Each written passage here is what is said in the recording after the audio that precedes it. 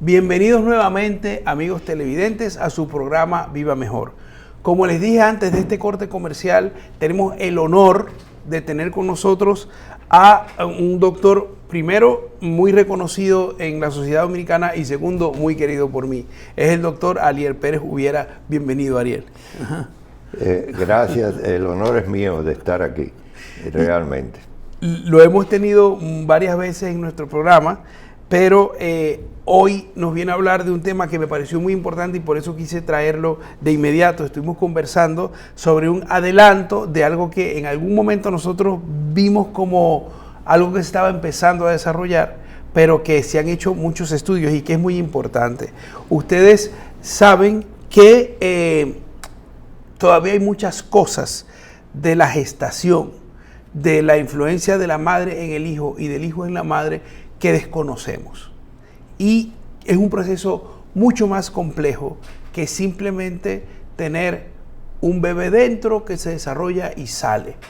Y como si la madre y el hijo en ese momento no formaran una sola unidad. La gente tiende a verlo como que la madre sigue como su vida normal y el bebé se desarrolla 9 meses y sale y ya no hay ninguna consecuencia de esto. Y resulta ser que desde el momento de la concepción comienza a haber una especie de fusión y la madre y el hijo son prácticamente uno, ¿verdad? Y eso se sabe, pero no se conoce exactamente todas las consecuencias que eso tiene, tanto para la madre como para el hijo. Pero todo lo que pasa en la madre, por sentido común, sabemos y creemos, y eso es una creencia incluso de la población, no solamente de los médicos, ¿verdad? Que creemos que todo lo que pasa en la madre influye en el hijo y todo lo que pasa en el hijo influye en la madre. Y hoy el doctor Ariel Pérez nos va a hablar un poco más profundamente de descubrimientos que se han hecho en este sentido. Ariel, bienvenido. Bien, vamos a hacer un poquito de historia sobre todo. Resulta que todo comienza con una serie de elementos empíricos y anecdóticos, y eso dio origen a que se hicieran investigaciones muy profundas y muy formales. Como un elemento anecdótico de eso que llamaron la atención y que normalmente lo que hacemos es que decimos, no hombre, qué raro, eso pasó. Por ejemplo, en un estado norteamericano, en Kansas, una madre al nacer, su niño murió. Y cogieron el corazón de la madre y lo trasplantaron a un joven que tenía una enfermedad cardíaca terrible. Y entonces, unos años después, el niño conoce a ese joven por pura casualidad y siente una atracción tremenda hacia ese joven que tenía el corazón de la madre. Por ahí comenzaron toda una serie de elementos, como dije antes, anecdóticos, y eso estuvo unido a algo que comenzó a llamar la atención. Por ejemplo, llamó mucho la atención que atletas daban a luz y unos meses después seguían compitiendo en su deporte y tenían logros increíbles. Y entonces, al parecer eso, una casualidad, pero cuando se hizo demasiado común y se vieron continuamente los ejemplos, los investigadores dijeron, espérate, vamos a investigar qué es lo que pasa sobre esto. Y aquí hago un paréntesis para decir que 7 meses después de dar a luz, Costandinova, una atleta olímpica de salto de altura, implantó un récord que es todavía el récord mundial y olímpico de salto de altura. 7 meses después del embarazo. Ay, qué casualidad. Pero resulta que no fue casualidad, porque hay un atleta que ganó 4 medallas de oro olímpicos, Liv Poiré, que es Noruega, y lo ganó después de unos meses de dar a luz. Y así siguieron cantidad de casos y casos y casos que llamaron tanto la atención que dijeron, bueno, pero ven acá, vamos a investigar sobre eso. Entre los tantos casos, cientos de casos, a lo que como yo no somos apasionados con los deportes y practicamos el tenis, nos llamó la atención que, por ejemplo, Serena Williams tiene una niña y meses después vuelve a competir y llega a 4 finales de Grand Slam. Los que me están oyendo y les gusta el tenis saben lo que es un Grand Slam. Es lo máximo que puede haber en competencia tenística. Pero eso no es nada. Hubo un atleta, Kim Clijsters, que simple y sencillamente ganó un Grand Slam después de dar a luz. Y así sucesivamente aparecieron cientos de atletas de diferentes deportes que después de dar a luz, ¿qué pasó? Que tenían logros increíbles. Los investigadores les llamó la atención eso y entonces comienzan a investigar. Bueno, ¿y dónde se hicieron esas investigaciones? En realidad en el mundo entero, pero especialmente en Estados Unidos hay varias universidades, varios centros de investigación que se ocuparon mucho de eso. Tufts University en Boston es, junto con Harvard, una de las principales universidades de Estados Unidos. Arizona tiene una universidad famosa y ahí se investigó también. En la Universidad de Texas también. También en Londres hay un centro de estudio del deporte, se llama Medicina del Deporte, Medicina Británica del Deporte, y resulta que ahí también investigaron, y en varios centros más de Estados Unidos, por ejemplo, un centro de investigación de trasplante cardíaco y trasplante pulmonar, también investigó sobre esto, y miren las conclusiones que llegaron. Llegaron a la conclusión de que, sin lugar a dudas, cosa que es científicamente aceptada, sin lugar a dudas, la madre recibe células del feto que tiene en su útero. Recibe células, todo su cuerpo recibe células, pero muy especialmente el corazón recibe células de ese feto. Y entonces se ha llegado a la conclusión que muy especialmente los niños en el útero de la madre que son varones transmiten esas células y entonces le dan una fortaleza especial a la madre que incluye rejuvenecimiento. Qué cosa tan interesante. Rejuvenecimiento incluye. Y entonces hay muchas cosas que no necesariamente son científicos, pero la famosísima estatua de Miguel Ángel, que la podemos ver en Roma, la Piedad, la Virgen tiene a Cristo en sus brazos, y resulta que la Virgen luce más joven que el Cristo que tiene en los brazos. Es una simple estatua, pero lo han puesto de ejemplo de qué es lo que pasa con las personas que reciben todas esas células. Y esas células mayormente van al corazón de la madre.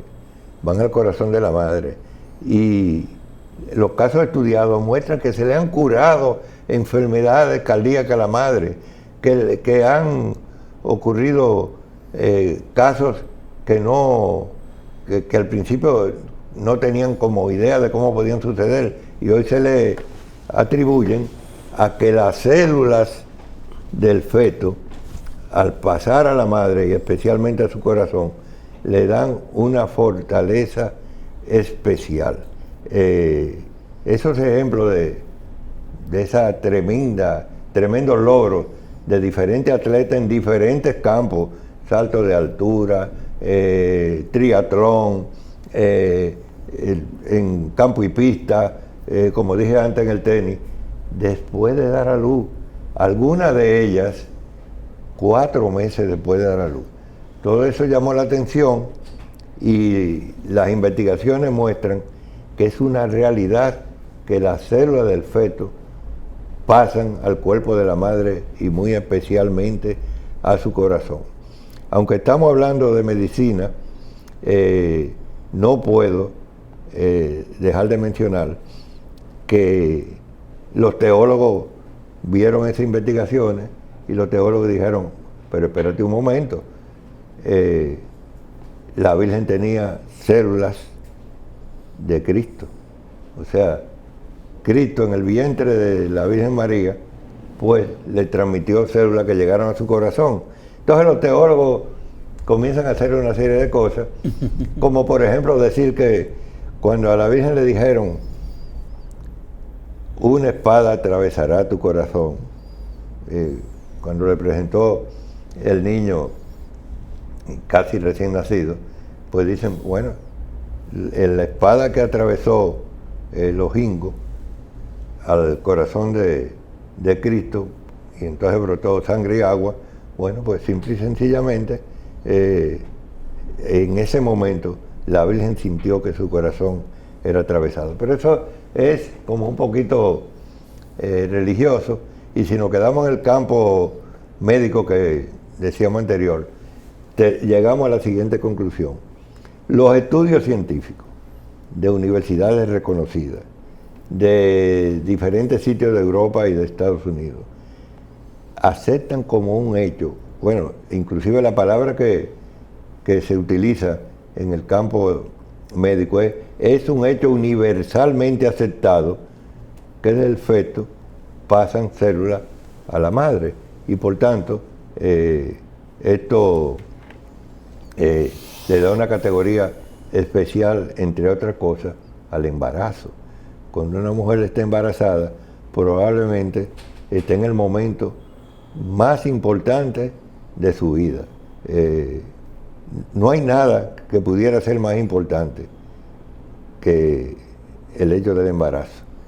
Y entonces, no quiero volver a meterme en un terreno religioso, pero una de las cosas que se afirma es que Dios se enamoró tanto de la creación en general, y muy especialmente de su creación especial, que es el ser humano, el hombre, se enamoró tanto que quiso pasar por los mismos pasos que pasa un ser humano, y entonces hizo que Cristo fuera una celulita y pasara por los mismos pasos que pasamos todos antes de nacer.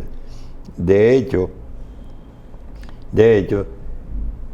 muy completamente aceptado científicamente, que en el momento que se une el espermatozoide con el óvulo, que es el momento de la concepción, solo hay una célula. Médicamente esa célula se llama cigoto, pero resulta que esa célula va a hacer un viaje, y en ese viaje lo lleva de la trompa del útero hasta anidarse, porque es un nido que hace en el fondo del útero de la mujer, y entonces allí comienza a multiplicarse y a crecer esa célula, se forman los órganos, se forma el bebé, y a los 21 días hay un corazón latiendo que se ve en la sonografía. Pero volvamos al inicio. Lo que queríamos hacer énfasis era en que la madre recibe células de su feto, de su niño que tiene en su vientre, y que eso le confiere ciertas propiedades que inclusive le dan una mayor facilidad atlética. Eso es sumamente interesante, porque fíjate que en esos trabajos en los cuales yo también he leído algo, explican que como se ha encontrado en su mayoría en las células fetales en el corazón, sí. Los científicos explican que es lógico, porque el corazón cambia mucho su hemodinámica con el embarazo, porque tiene que alimentar un segundo cuerpo cuando está preparado para alimentar solo un cuerpo. Y en principio esas células en el corazón dan esa preparación hemodinámica para que el corazón no caiga en insuficiencia. Fíjate qué importante esto, ¿no?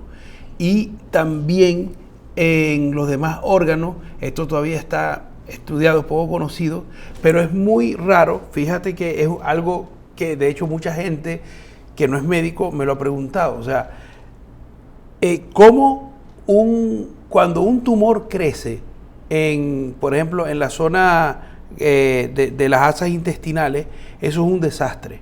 O sea, con un tamaño mucho menor. En cambio, cuando crece el útero con el aparato materno-fetal, con la placenta, el cordón umbilical, todo, y el bebé, pues los órganos se hacen a un lado para que el feto, el bebé crezca y se desarrolle sin problema, y la mujer prácticamente no es afectada, excepto por el peso, por supuesto, que es una realidad, pero prácticamente todos los órganos se repliegan y no se afectan. Entonces se dice que también esa influencia de las células materno-fetales o del feto hacia la madre, hacen esa preparación fisiológica para que el embarazo se dé de forma natural, como lo es, porque lamentablemente en nuestra sociedad estamos viendo el embarazo cada vez como un fenómeno extraño. Yo creo que la sociedad no lo está viendo ver como algo como muy particular, como muy fuera de lo normal, cuando no lo es, cuando es una etapa más de la vida de muchas mujeres. Y de hecho, gracias precisamente a nuestra cultura, la edad reproductiva de una mujer, la mayor, o sea, una mujer, vamos a ver, el hombre es uno de los seres vivos más infértiles que hay. En la etapa, entonces, en la etapa de fertilidad mayor de la mujer es entre los 23 y los 27 años. ¿Okay? Y en esa etapa solamente el día de ovulación tiene un 25% de probabilidades de quedar embarazada. O sea que es un milagro que la mujer quede embarazada. Verdadero milagro. Exactamente. Entonces, claro, nuestra cultura está haciendo que los embarazos se retrasen hasta alrededor de los 35 o 40 años. Entonces, evidentemente, allí no es tan fácil quedar embarazada, no es tan fácil llevar un bebé porque ya han pasado años, ya el cuerpo empieza a cambiar, y entonces la gente lo ve como muy trabajoso, pero no lo es tanto. O sea, yo creo que tenemos que resetear. Muchas mujeres me dirán, pero tú eres hombre, no sabes lo que estás diciendo. Bueno, no es médico y más o menos sabe lo que está diciendo porque ha visto muchos casos, ¿no? Pero habría que dar como más naturalidad a este proceso, porque lo es, ¿no? Ariel, te quería hacer una pregunta con respecto a lo que estamos hablando, ¿no? Me parece importante tratar de mencionar emocionalmente cómo se ha visto que esto afecta a la madre y al niño, porque esos estudios creo que han revelado algo sobre eso. Sí, cómo no. Mira, aprovecho tu pregunta para decirte que hay una inquietud muy grande científica, especialmente en Estados Unidos. La Sociedad Norteamericana de Psicología y la Sociedad Norteamericana de Psiquiatría ha encontrado que las madres que abortan tienen unos problemas psiquiátricos tremendos.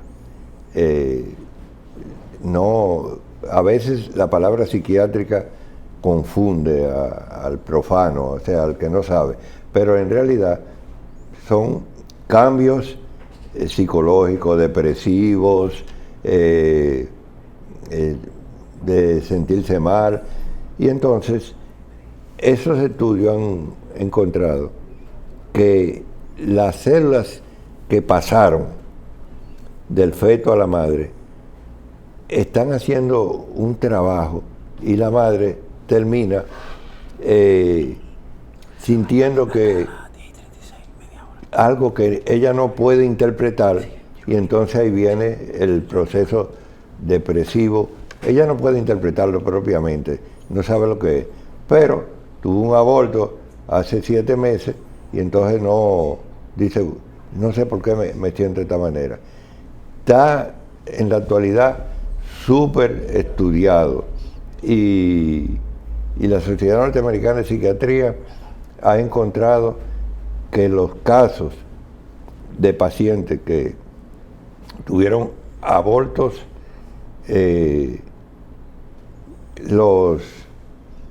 la manera como nosotros interpretamos un aborto es que fue provocado.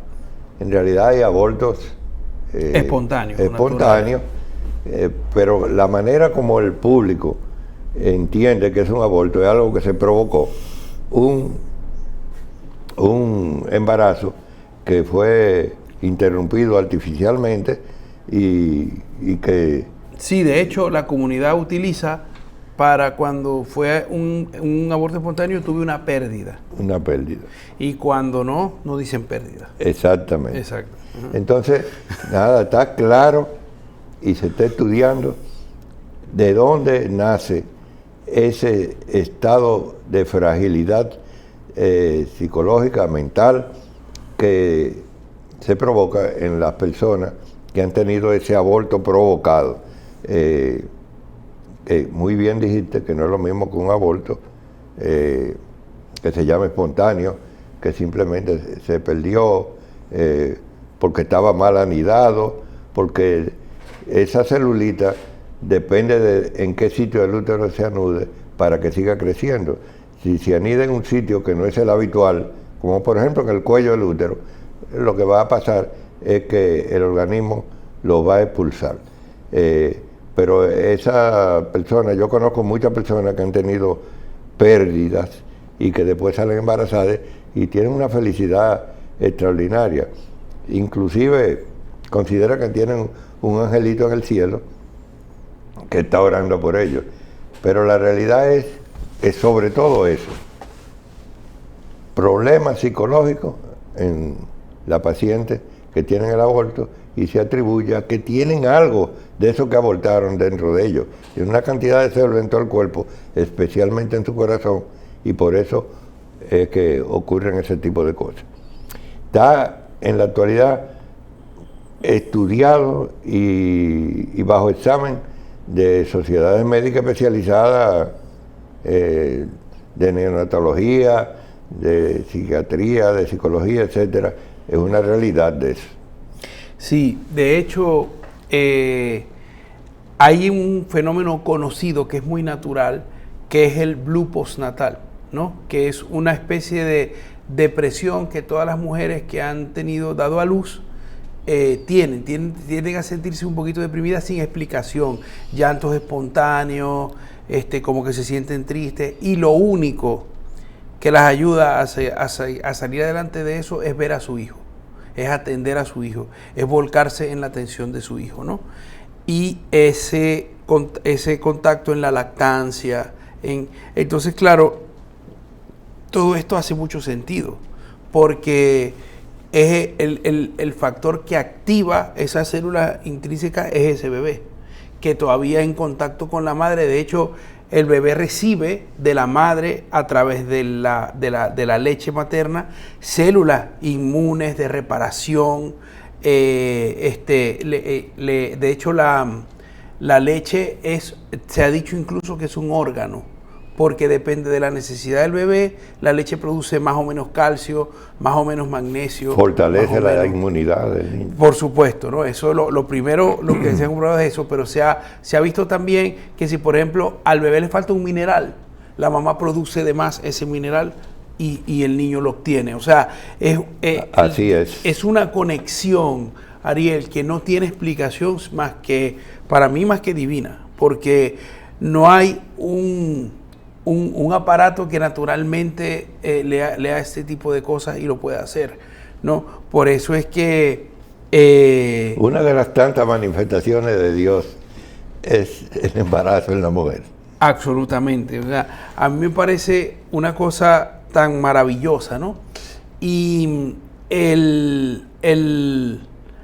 intercambio que hay cuando nace el bebé, o sea, todo ese inexplicable, la maternidad, o sea, el sentido maternal. Uno no puede simplemente suponer que sea algo como O sea, que ocurra simplemente algo simplemente mental. Uno tiene que saber que eso tiene que tener una influencia hormonal, eso tiene que tener yo no sé, evidentemente me imagino que en estos trabajos sobre las células fetales en la madre debe estar mucho más estudiado, porque yo no me lo he leído bien completo, ¿no? Pero sí me podría atrever a asegurar que eso tiene que ver mucho con ese sentido de la madre. Todos estamos claros que no hay un vínculo más fuerte que la madre con el hijo. O sea, no se puede, ni siquiera el padre con el hijo puede crear un vínculo tan fuerte, y uno es consciente de eso. ¿Qué más quisiera uno como padre que crear un vínculo tan fuerte como el de la madre? Pero no se puede. No. Y eso simplemente no es un decir no se puede y ya. Eso tiene que tener toda una serie de implicaciones con lo que tú estás diciendo. Sí, y la razón y la ciencia van íntimamente unidas. No es como la gente piensa, que algo que se razona mucho, pues entonces la ciencia se aleja. No, ambas cosas van unidas íntimamente. Y por cierto, Ángel, yo le escribí a Tufts University en Boston, y tengo los medios para hacerle llegar a la universidad para que me manden, a medida que avancen en las investigaciones, me mantengan informado. Yo tengo personas que han estado relacionadas con la universidad. Bueno, lo voy a decir. Yo tengo 2 hijos que se graduaron en la universidad nada más en Boston, en Tufts University, y entonces, gracias a ellos, estoy tratando de recibir los avances que ellos hagan en esta cosa. Mientras tanto, lo que sí es interesantísimo es que todos estos avances científicos llevan al mismo fin. Caramba, lo que tú acabas de decir, qué grande es la maternidad, qué grande es, prácticamente divino, el hecho de una mujer embarazada. Y cuando se atenta contra ese algo divino, eso no tiene perdón. Eso no tiene perdón. Y es algo que va en esencia contra el desarrollo de la humanidad. Así mismo, así mismo. Este programa yo quisiera aprovechar para alentar a esas mujeres que tienen miedo de tener hijos, o que creen que los hijos son una especie de carga inllevable con la vida que se tiene. Es verdad que los hijos cambian la vida, eso es una realidad que yo no les voy a negar, pero la cambian siempre para bien. O sea, todos los beneficios que trae tener un hijo, y estamos viendo que hasta en su cuerpo, porque al principio, yo no quiero dejar de recalcar lo que dijo el doctor Ariel Pérez al principio, ustedes se vuelven prácticamente superpoderosas después del embarazo. O sea,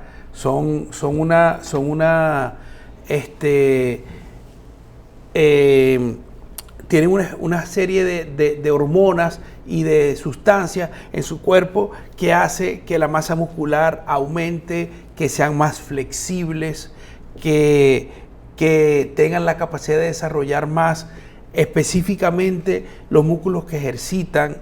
Y esto incluso se conoce desde hace mucho tiempo, ¿no? Y algunos coaches lo han sabido aprovechar, ¿no? Para que porque ese fortalecimiento es transitorio, el fortalecimiento, pero es permanente el efecto, porque una vez que usted ha desarrollado el músculo y lo sigue, o ha desarrollado la flexibilidad y la sigue practicando, eso simplemente permanece, ¿no? Pero así como las deportistas hacen esto, pues ustedes también, una vez que pasa, digamos, el puerperio, ustedes quedan espectaculares, ¿no? A ustedes nada más les preocupa, estoy hablando de usted porque estoy hablando de las mujeres en este momento, ¿no?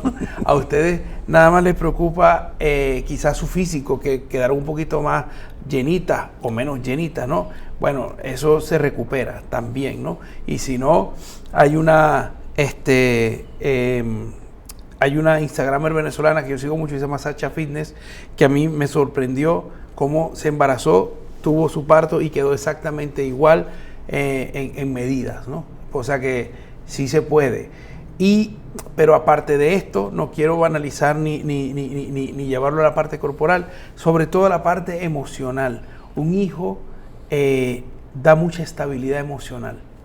Un hijo, a pesar de que usted esté estudiando y trabajando a la vez, un hijo da una estabilidad que es incomparable, y más en una familia bien constituida. Es decir, si usted no tiene a su hijo sola, sino que tiene la fortuna, tenerlo solo ya es una bendición, y muy grande, no se preocupe. Pero si además tiene la fortuna de tenerlo dentro de un ambiente familiar bien constituido, es como el pináculo de la felicidad y a lo que puede llegar a aspirar un ser humano en felicidad en la tierra, ¿no? ¿Por qué? Porque juntos se crea un vínculo y un lazo, no solo materno-fetal, sino paterno-materno y paterno-filial. O sea que es tener prácticamente la felicidad asegurada, ¿no? Yo quiero aprovechar para darle un espaldarazo a la maternidad. Es algo muy bonito, muy bueno, y que si usted le toca vivirlo, pues lo haga con intensidad y nunca se arrepienta de que le pase, porque es lo mejor que le puede pasar. Ariel, si quieres decir algunas palabras finales. No, simplemente recalcar que las personas que les gusta ir a un gimnasio, que les gusta hacer diferentes tipos de actividades físicas, aquellas que simplemente son atletas profesionales, que pueden tener la seguridad de que un embarazo la va a ayudar en el desarrollo de su actividad atlética. Excelente. Pues estamos encantadísimos de haber tenido a Ariel en nuestro programa y les tengo una sorpresa, que el programa siguiente también es con Ariel. Así que vamos a ver esta segunda parte. No es el mismo tema, pero es un tema relacionado también con la vida desde el nacimiento, que es uno de los temas en los que se especializa el doctor Ariel Pérez, uno de los tantos. ¿Ok? Así que no se vayan, porque viene después otras secciones, y la semana que viene continuamos con el doctor Ariel en estas entrevistas que están fantásticas y que estoy seguro que les aportan a ustedes, además del rato agradable que estamos pasando, muchos conocimientos. No se vayan, que seguimos después de estos comerciales en su programa Viva Mejor.